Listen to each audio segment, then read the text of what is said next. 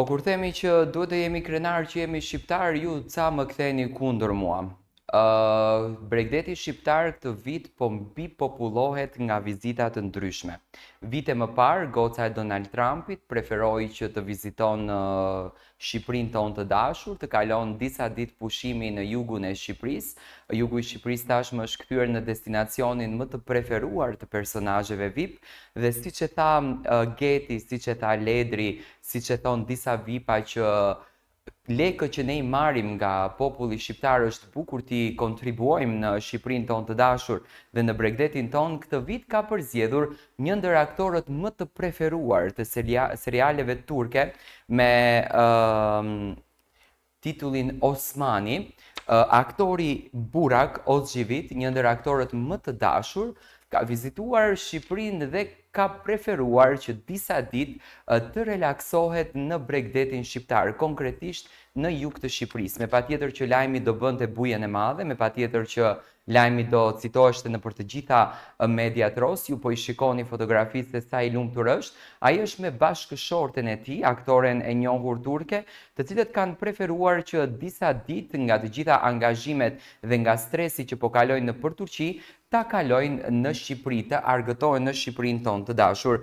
Protagonisti i madh i serialit Osmani, aktori turk Burak Ozgjevit, një ndër emrat më të dashur publik në mbar botën, ka surprizuar me një vizitë të papritur në zemër të Shqipërisë.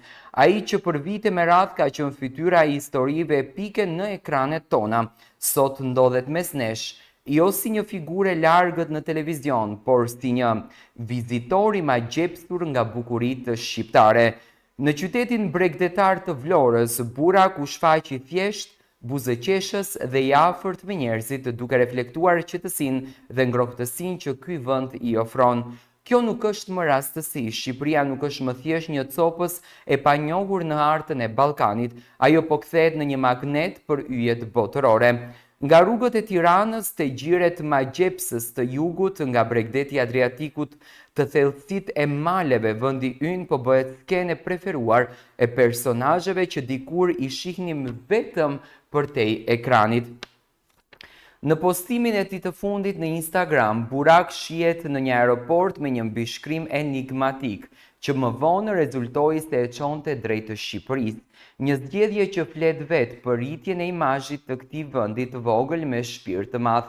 Sot Shqipëria nuk është më vetëm destinacioni ynë, është kthyer në ëndrrën e të tjerëve dhe ku emra si Burak Ozgjevit zgjedhin të pushojnë, të relaksohen dhe të frymëzohen nga kjo tokë, atëherë ne e dimë, kjo është vetëm fillimi i një epoke të re, ku Shqipëria nuk shikohet më nga larg, por përjetohet, admirohet edhe dashurohet nga e gjithë bota.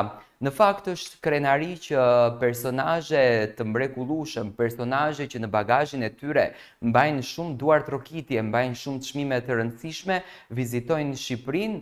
Këtë herë, do me thënë, Shqipëria është vendi i bekuar, destinacioni që këtë vit do të na surprizojë me vizitat që do të ketë.